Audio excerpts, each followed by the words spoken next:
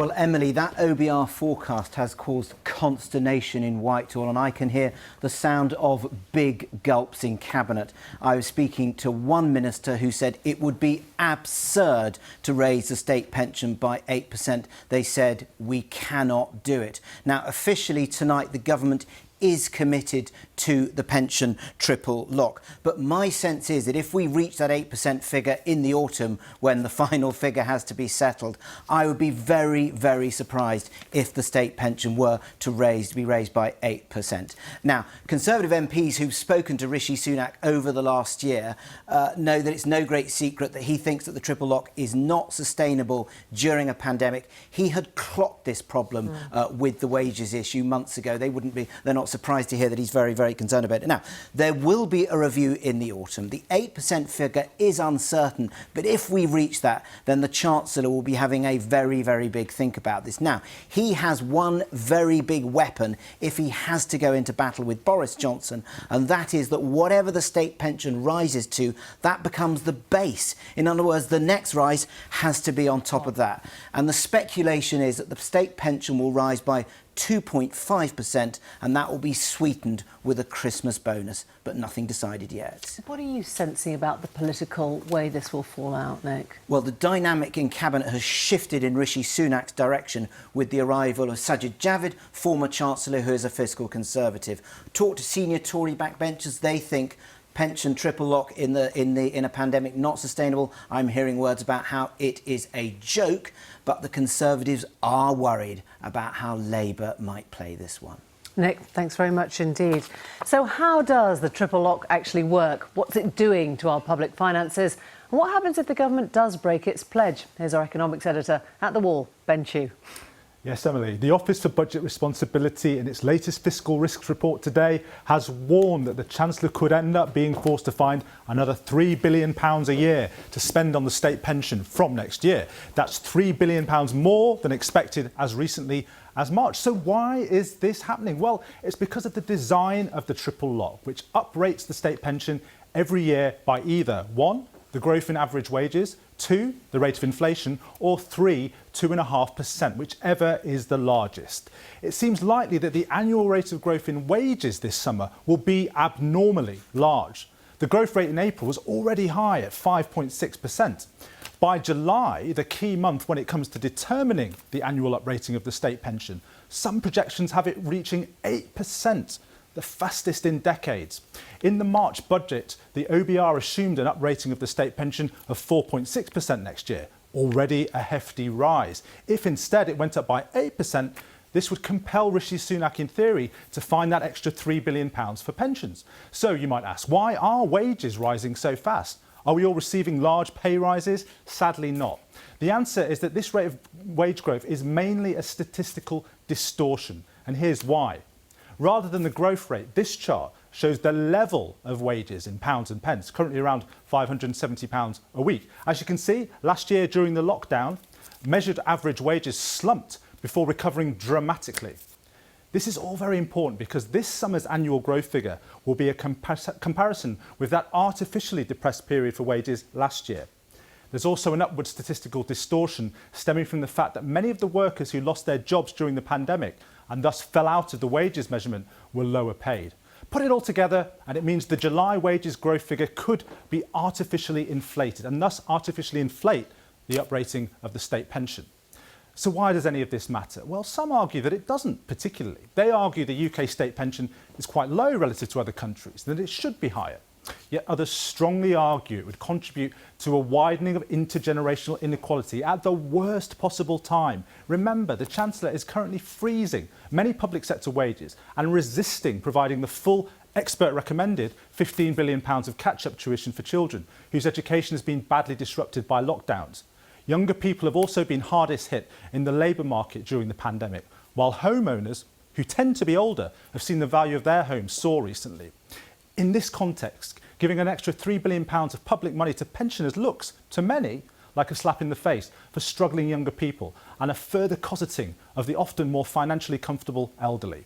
That, and the fact that the Treasury is determined, after the surge in pandemic spending to curb overall public spending is why some informed observers expect Mr Sunak to try to find a way to avoid the outlay if measured wages do spike this summer, perhaps by adopting a new measure of wages which adjusts out for this pandemic distortion, delivering a more normal annual growth figure.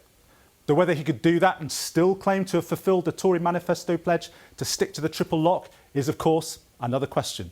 Emily. Ben, thanks very much indeed. Well, we did ask the government to come on the programme. They said no. Joining us now, we have the former Conservative Work and Pension Secretary, David Gauke, the TUC's Chief Economist, Kate Bell, and the President of the National Union of Students, Larissa Kennedy. And don't expect everyone to divide down party lines on issue. It is more complicated politically than you might think. Kate Bell, if I can start with you. If Nick is right, and we haven't had firm commitment or any change in actual policy on this one, but what he's being told is that they perhaps will be thinking very hard about the triple lock and whether they actually want to stick to that, given that it would look like an 8% rise. What would your thoughts be on that? Well, I think the Conservatives made a manifesto promise to keep the triple lock, and it's important to remember that that promise was made for a reason. We saw the value of the state pension fall dramatically over the 30 years before 2010 until the triple lock was put in place, and state pensions in the UK are worth just around 20% of average wages compared to around 45% across the EU. So the triple lock was a mechanism designed to make sure that the value of the state pension caught up, that we delivered decent state pensions. And if it catches up just that little bit faster this year, well, I think that will be welcome. David Gauke, as a former pension secretary, how comfortable would you feel in breaking a manifesto pledge? I think the government should step away from the triple lock in these circumstances, at least in the way that it is generally being calculated. I don't think it is justifiable to have an 8% increase or something approaching an 8% increase in the state pension, given the various other priorities in the public finances. And this is a consequence of a statistical quirk. That's not really what the triple lock was designed to do. It was to make sure that pensioners got a reasonable increase every year, didn't fall behind on any particular measure. So my own view is that I didn't stand as a Conservative at the last general election. I'm not bound by that manifesto, but I don't think the Conservative Party, the government, could be criticised for wanting to take a different approach to the way the state pension is increased this year. Larissa Kennedy, would you accept it is just a statistical quirk? And if it's, as Kate said, a little bit more this year, well, so be it. As was said earlier in the programme, I think this is the bizarre element of the economics during the pandemic. But what I think is clear is that the triple lock in and of itself will not reproduce intergenerational divides. What will happen is that if the Treasury fails to step up and think about other measures where we can support young people, where we can support students, where we can ensure that the rest of the population isn't left behind, that's what needs to happen to ensure that we don't see more intergenerational divide when it comes to poverty, when it comes to hardship. And so I think, we're looking at a government that is, stood by and let, school children go hungry, that's let 1 in 10 students have to access food banks in order to survive. It would be really shocking to me for them to follow through on this 8% if that does become the figure. And if they did, it would really show that they're playing politics with this. It's that they're playing and pitting communities against one another. And so my message to the Treasury would be stop pitting communities against each other and actually recognise that austerity is a political choice and we can make another choice, which is to support all communities across our society. Kate, I'm guessing you would probably agree politically with a lot of what Larissa's saying, but how do you explain for younger people who do feel this is actually a slap in the face for them, that they've had a pretty hard time on several counts during the pandemic, whether it's jobs, whether it's studying, whether it's the rising house price, all the rest of it, and this just feels like another one? I think Larissa's right. This is a case suggesting that this is somehow an attack on young people is simply false choices.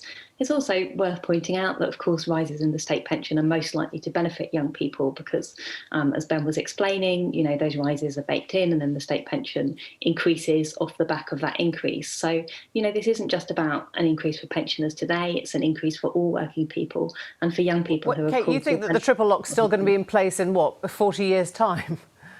Well, we don't know that, but obviously increases in the value of the state pension today will benefit, if pensions continue to increase, that will of course have a greater benefit to young people. And I don't think it's sensible to pit the interests of young people against that of pensioners. I think most pensioners, want their grandchildren to have decent jobs. Most young people want their grandparents to be living on a decent pension. And as Larissa said, this is about, we hear this kind of rhetoric about the triple lock pretty much every year. Last year we were having the same debate. And I think often it's an attempt to not with an 8% increase, though, to be fair. Not with an 8% increase. But we did have a significant debate about, is the government going to drop the pensions triple lock this time? And I think it's trying to push us into this kind of narrative of forced choices. We heard from the government this year that they want to build back better. We just saw the kind of G7 communique saying we're not going to repeat the failed mistakes of the past. We're not going to repeat those kind of failed economic approaches. And I think what we need to see is an approach that, does look at the interests of pensioners and why, we allowed the state pension to fall. Let me bring David in on this one, because I think you said back in 2017 that it was unsustainable. I mean, you said that when you were actually pensions minister, but you didn't want to get rid of it. I mean, why didn't you get rid of it then?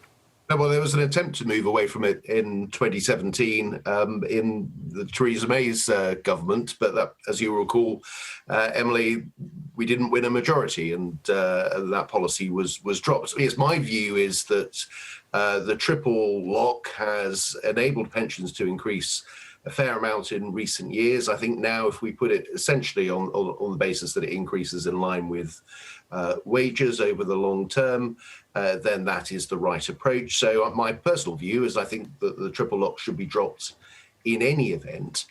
But in the particular circumstances that we're in, I think it would be unjustifiable to see a massive increase in the state pension when there are so many pressures on the public finances. We can talk about levelling up, we can talk about social care, we can talk about COVID catch-up, we can talk about paying for dealing with climate change and net zero. But David, to be fair, it doesn't mean, if you take it away from pensioners, it doesn't mean it's going to go to helping, poorer students catching up. It could go on a royal yacht, I mean, it doesn't... Well, a particularly absurd piece of public expenditure, I would agree. So I'm certainly not going to defend that. But, it always is a question of priorities. We're going to have to make certain choices. We've had the OBR publish today their financial risks report, setting out some of the very significant pressures on the public finances that we're going to face over the years ahead, and the inherent uncertainty that can exist and the risks that exist that can mean our public finances are thrown off course, which is why we do have to make choices.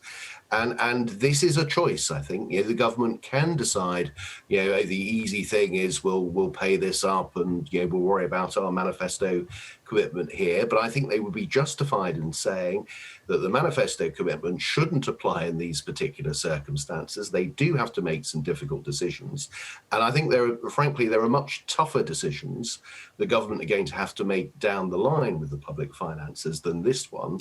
And if they can't make this decision, then the markets are going to start to question what decisions can you make, and then we could be faced with a level of uncertainty and a lack of credibility that would be deeply damaging for the United Kingdom. Larissa, would you feel comfortable, I guess, sort of saying to pensioners or, whoever's in your family or whatever, and I'm not trying to create divides here, but would you feel comfortable saying, actually, that is too much, that should go elsewhere? I think the 8% figure is still up in the air, and so I would be hesitant to speak on it ahead of having that confirmation. But I think what is important here is factoring in what's been said, that this is not an either-or situation.